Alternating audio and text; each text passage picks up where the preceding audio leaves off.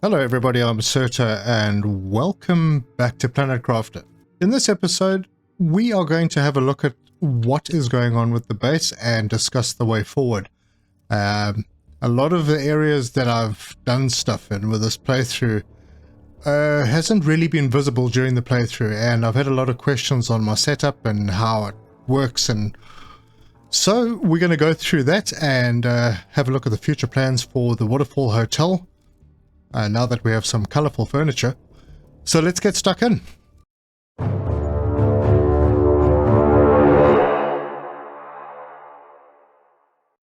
Okay, so we're starting in our command center with our temporary bed for the workaholics.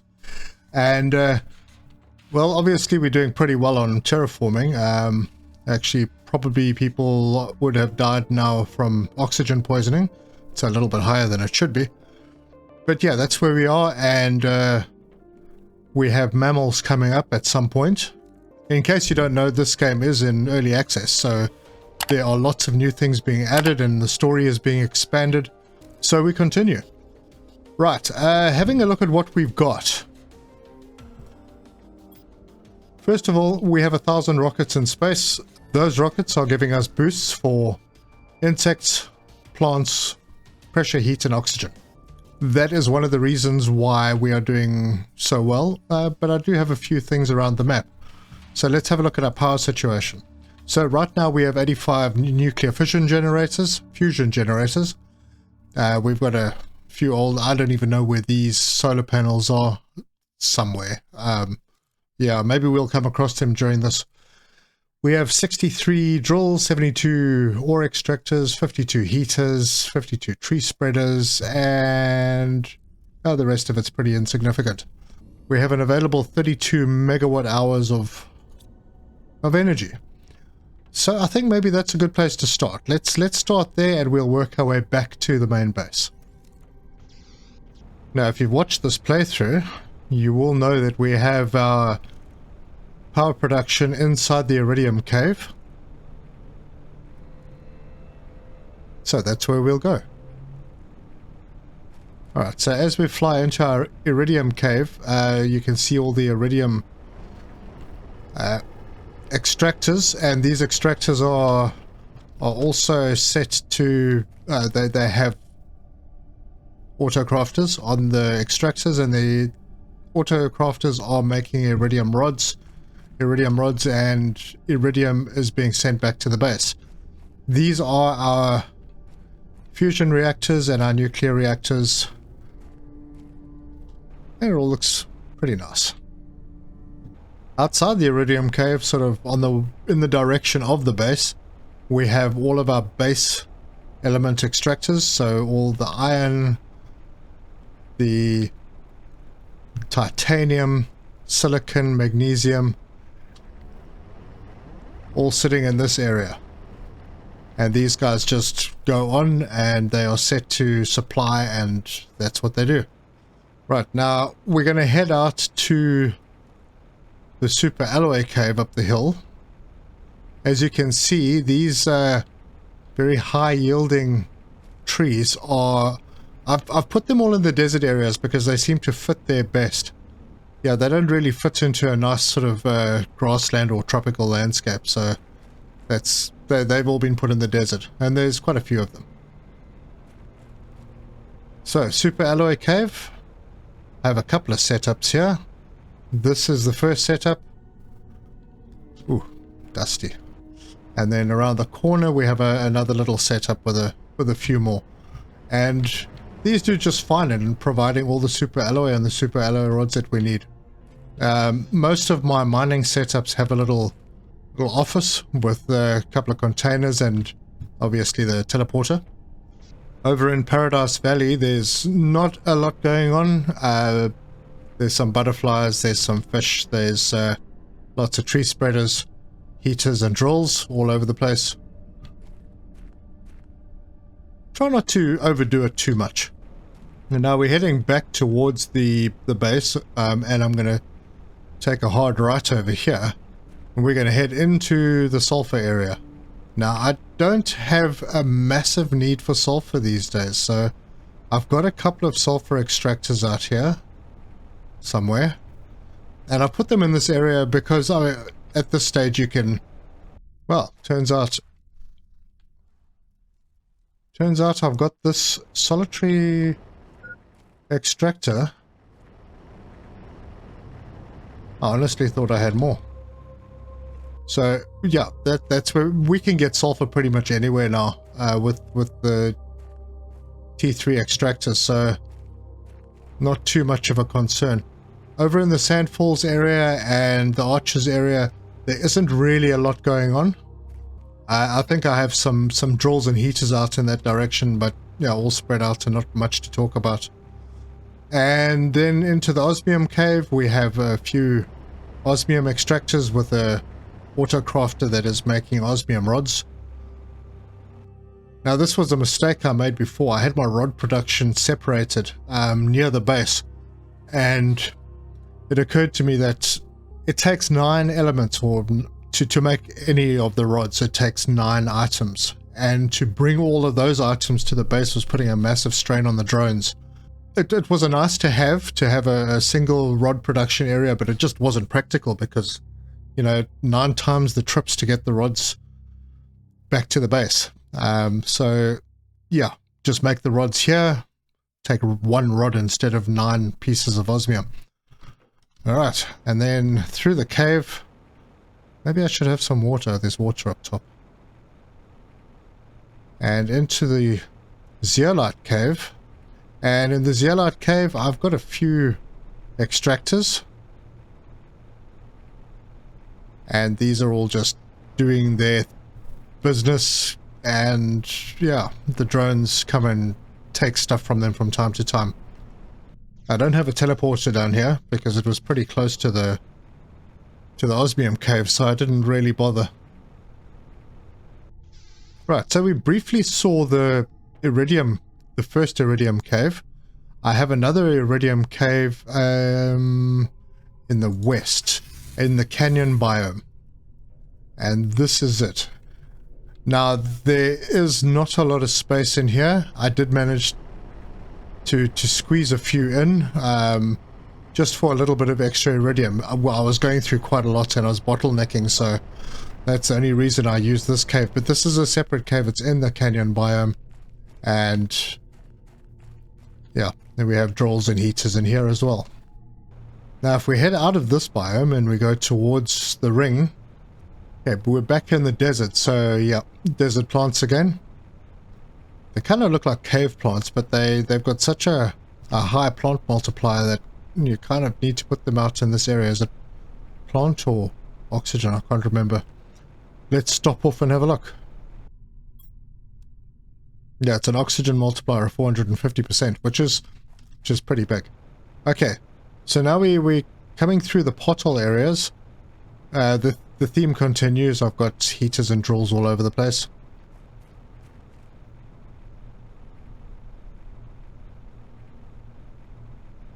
And we head down into this little valley and into our uranium cave. Okay, so I've managed to put a couple of extractors outside. They're still in range of the uranium. And then I have some more extractors inside. I've squeezed as many as I could. You know, I could probably squeeze a few more in maybe, but the rocks get in the way. So it's pretty tight. It's even worse in the other cave, which is just off Paradise Valley, the sort of northern side of the Paradise Valley. And then there's the sneaky little canyon to get out and back to the aluminium area.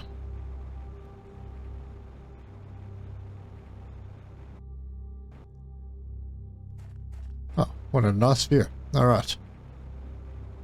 And then the spires, more drills, more heaters. And then in the aluminium area, I have 4 aluminium extractors. Until a short while ago, I only had 1. I didn't realize I had so few. Yeah, they are serving our needs. No bottleneck here anymore. Strangely, I only managed to find 1 of my sulfur extractors. Anyway, night has fallen, so I think I'll go and take a nap and we'll be back in the morning. Right, it's morning. We are at the main base. You'll see we have 4 biodome tier 2s. 1, 2, 3, and 4. And those are providing all the tree bark that I'll ever need. I haven't had a problem with that as yet. Okay, and as you can see, we've cut it down to 2 rockets. I have a few Terra tokens in stock. They are coming. I don't think I've actually set this one properly, so let's demand fabric and also enable auto. So that'll just take fabric. The other one is set to do pulsar, which is, it's worth the same amount of Terra tokens as the circuit boards, but is much less work to create, and it's working out fairly nicely. We're keeping it ticking. So before we have a look at the base and everything around the base, let's head out to the waterfall area and go and have a look at,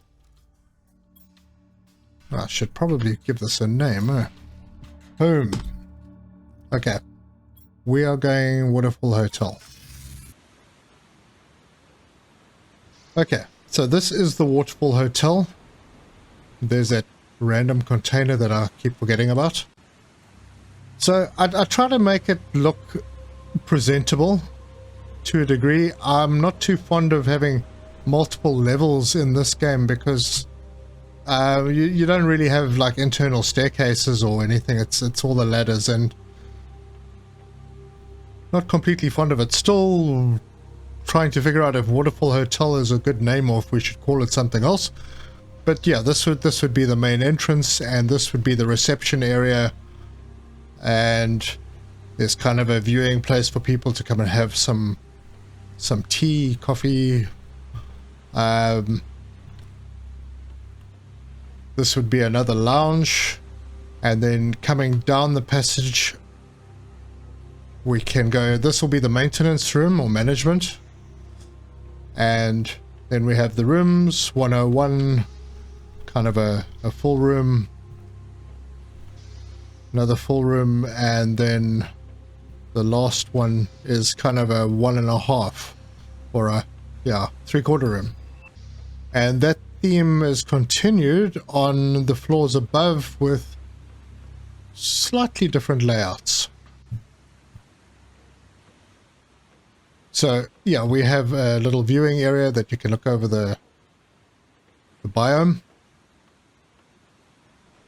Same over here. Same with the rooms. Another viewing area. And a little deck. And there's that 3/4 room again. Then if you go up, oh sorry, there are a couple more on this side, and these are above the reception area. A couple more 3/4 rooms. And then if you go up, you get to the penthouse, and this is one big room for the fancy people. It has a lovely viewing area, and it has its own private patio to look over the tropical wonders in this pretty biome. So if you come through the lounge area, there's a deck, and this will be for those who would like to have lunch outside right at the waterfall. So the plan with this is to furnish it. Now I didn't want to make it too big, because if you make it too big, there aren't a lot of furniture assets in the game. So trying to fill an area up will look like you're trying to fill the area up. It'll just be pieces of stuff all over the place, and it's going to look unnatural. It's going to look too sparse if you make the place too big. So yeah, we're going to work with what we've got to make it bigger. And then this little deck goes around the back, and I suppose we can make those vending machines or something. These are just temporary containers that were storing all the stuff that I was importing with drones into this area to get this whole place built. Now we have the new living compartments, and it was suggested to me that they get integrated into this somehow, but I'm thinking, you know, this has already been built and it's not awful. I think I'm going to stick with it. And if need be, maybe I'll find another place, maybe in Paradise Valley, to do another type of resort. But anyway, yeah, that's our look at the Waterfall Hotel. So we will head home. Okay, still don't have all the butterflies. I still don't have all the fish.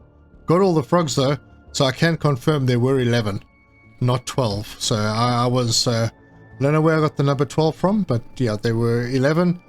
10 that you can craft, including the generic frog. And then there's the, I think this is the one, the Kenjos, which you can import via the trading platform. All right, let's have a look at our setup around the base. First of all, the non-functional building. This is my house, which is, I'm probably going to be moving somewhere else. I'm thinking about a move. I'm not sure exactly yet. If anyone's got suggestions, please feel free. But this is probably going to be the farmhouse. So we have just your nice clean living area. And then upstairs you can have guests over, and you've got your lounge where you can look over all the operations, but most importantly the farms. And these have become functional now because there are, first of all, there's wheat and cocoa in the game because we have a kitchen. So that's chocolate and flour. The circuit boards use a lot of mushrooms. Along with the bio stuff, they also use mushrooms, but of late the mushrooms have been chewed up by plastics which go into the circuit boards. Beans, general food, don't need too many of them, so I've got it cut off down here. More mushrooms. Squash is used in fertilizer 2. Eggplant used in fertilizer 1, quite a few of them. And with the new drones being able to farm, it does make things a lot easier because now you're not going and having to hand pick everything. The drones come and pick it for you. You don't need to set anything on the farm itself. You just have to have a container somewhere that is demanding what is being produced, and the drones will take stuff to there. You can also, if you've got more than one container, you just set priorities on the containers, on the demands. Okay, so talking about drones, we have 4 drone stations. They're all full. They all have tier 2 drones. The game right now doesn't differentiate on the available drones between tier 1 and tier 2, but these are all tier 2, and they are definitely worth it. They are costly to make, but boy, they motor. Let me see if I can find one that's flying outside. Yeah, I think most of the stuff is full now, so this will give you an idea. Now I've got my tier 3 jetpack on, and if you've raced against drone ones before, I would have caught and overtaken them ages ago. I am struggling to catch up. Oh, they turned around. So now I'm flying with them at full speed, and I'm just I'm keeping up with them. So yeah, they are very fast. They're very fast. Good thing to have in the game. I'm so chuffed that they brought them in. It's reduced the load on my whole system quite a bit. Okay, there are a few random buildings. I've got obviously the rocket launcher, and I've got a whole bunch of containers. And these are all the new containers, tier 2s, and they have everything that I need to be able to launch all of the rockets from the main rocket platform, launch platform. So it makes it easy. If I want to go and launch another 1,000 rockets, I can. It'll take a while, but it's pretty much automated, so it's much easier. Obviously, I have gas extractors, and these are extracting methane. There's one gas extractor back here doing oxygen, and then a few more over there doing nitrogen. So that's those. And then I've got a whole bunch of algae generators. The algae generators work the same as the farms as far as the drones go. You set a container somewhere, and the drones come and pick up the algae and move it to that container. Oh, there's a frog pond I didn't notice. Or did I? I don't think there's been an update, so yeah. Anyway, so yeah, water collectors. You can have them anywhere, but because I'd like to keep the drones close by, just to avoid them having to travel too far, I've just got as many things close to the base as possible. I've kept it very simple. You know, you can go huge, but at this point, there's no... Yeah, at this point in the development, it doesn't benefit you really to go huge. Right, look at that. Generic frog eggs. Actually, I think I'll just leave those there. I don't need them at all. So coming in from the north, we have a platform here. Now, I still have work to do on this base, on the exterior a little bit. I got the aquarium tier 2. The aquarium tier 2, well, both aquariums really don't really contribute that much. The fish farms themselves are far better for boosting your animal terraforming index. But then either side that you come in over here, whether you come in from this side or from the other side, you come into the storage room. Now, the way I've got the storage set up is all the basic stuff's here. Iron, titanium, silicon, magnesium, and cobalt, and then I've got aluminium, sulfur, iridium, uranium, and then the more advanced stuff, superalloy, osmium, zeolite. I've got plastic, silk, fabric, so all of this sort of stuff over here. The gases down at the end over here. I've got my pulsar and explosives at the end because, you know, it's just convenient there. And then starting at the top on this side, my bio stuff. I've got my fertilizers down this side with bark and bacteria. And then I've got my 4 mutagens. Then I've got all the rods with my autocraft that is doing the smart fabric. And rocket circuit boards, fusion cells, which I'm not automating because you don't really need that many of them. And then my leftover blueprints, blueprint microchips. And then in the middle, I've got autocrafters doing electronics, pulsar, fabric, and rocket engines. On this side, I have what I've called a bee disposal. So it'll demand, well, either bees or honey. I switch it in between depending on what's more in demand. So if I'm using a lot of bees and I need more bees, then I'm going to have excess honey, and the honey is going to come in and will be removed. There's always lots of honey. There's honey being stored in a container. So yeah, this is just that kind of disposal. It gets rid of what I don't need over there. The general disposal is pretty much stuff that I've collected, I'm not using. I want to get rid of it because I've got nowhere to store it. So if we go upstairs from here, got my genetics lab. So I've got my 4 DNA manipulators over here. I've got my incubators, 4 of them over here. Food seeds and trees and flowers over on this side in containers. And then I've got all the silkworms, bees, the phytoplanktons, the butterflies, the larvas, the fish and the frogs. And then I am auto-crafting common larva, making lots of silk. Surprisingly, this was enough. I didn't need to expand it. It is a bit untidy, so I'm still going to think about how I'm going to clean it up. And then I'm doing explosives up here just because I had nowhere else to do it. And it was close. It reaches downstairs to do what needs to be done. And I've got a little recycler over here because this is where I'm going to use it the most when I'm looking for a specific type of butterfly or frog or fish. Coming through here, we have our bio production area. So we've got all the elements that we need in containers around the perimeter. And then we have a whole bunch of auto-crafters making everything we need. So this is all the mutagens, 1, 2, 3, and 4. This is the bacteria, the fertilizer, bioplastic nuggets, high quality food, and then we have our kitchen. And right next to our kitchen, we have our honey, our cocoa, our wheat, Common lava was put in here because I need it for the bio area, bioproduction. One of these things needs, I think it might be mutagen tier 3 needs common lava. And we have an event. And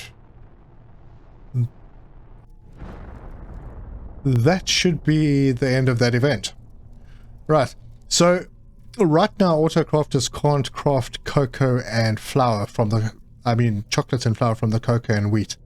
I'm thinking of putting out a kitchen in this area, so just another container living unit with a bit of extra shape to the base. Break some of those squares. So that's a possibility that I'm thinking about. It will probably come in a future video, which means I'd have to put something downstairs as well. Speaking of which, if we go downstairs, oh, this is the bio lab, where you can come and handcraft things if you really want to. Everything's pretty much, well, everything is unlocked.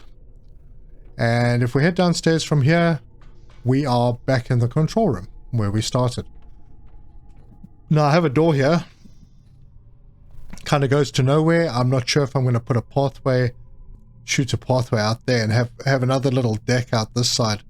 Not quite sure yet. We'll put some thought into it. But yeah, that is pretty much the base. I don't think there's anything really major to explain. I have my food and water because it's sort of central. Any entrance that I come in, food and water is close by. I can just stop and pick up what I need. I have a miscellaneous kind of locker with stuff that I might need, or stuff from things that I've broken down before, and yeah, I have no idea what to do with them. So they go in here until I decide that I'm going to terminate them, and I chuck them into a shredder, and then they are no longer a problem. And yeah, obviously we have our crafting stations, our tier 2 crafting station and our tier 1 crafting station. These are relics now. They just sit here looking pretty. I don't use them at all anymore. Yeah, at that point now where big boulder in my, this is not good. I have to say these buildings are extremely resilient. So yeah, that's the area where my biolab is. So this was the old, before I put the new compartments up, the control room used to be here, and you'd step out onto this platform. So what I may do is have another block out with maybe a corner, a couple of corners. Not entirely sure how I'm going to do it yet, but there will be a kitchen and it will look cool regardless of what I do. And somehow that will still feed onto this platform from the central hub. So that is where we are right now. The future of this series will depend on what updates come out in the near future.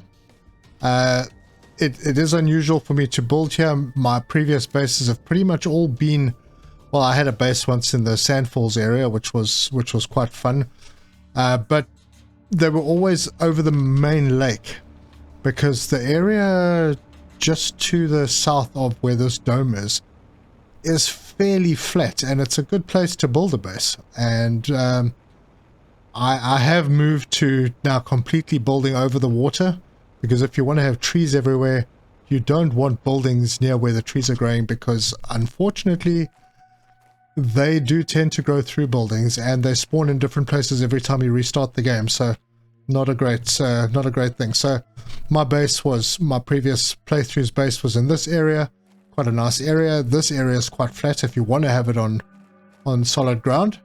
But I think we're probably, because the final release is scheduled for the end of the year or early next year, I think this playthrough is what we are going to stick with until that time comes. And we'll probably do a full playthrough once the final release is launched. But that's it, folks. We will continue this as and when. I thank you so much for joining me. If you have any comments, let me know. I'm probably not 100% efficient. I haven't really been working on efficiency, otherwise I wouldn't have built 1,000 rockets. That's not really my style. So if you have any any advice, if you've played the game, if you've got any insights that I might have missed, drop me a comment. I'm always keen on hearing new ideas and exploring new ways to play the game. I've seen many different types of playthroughs. People go completely berserk. They build high up in the sky and they build underground.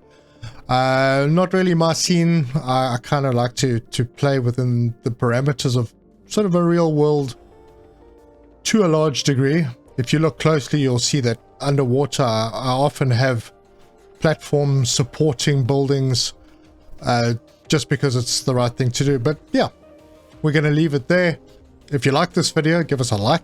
If you want to see more as they come in, and if you've got any suggestions on other games I should maybe look at, let me know in the comments. Subscribe, hit the bell icon for notifications. And until next time, thank you for joining me, and cheers.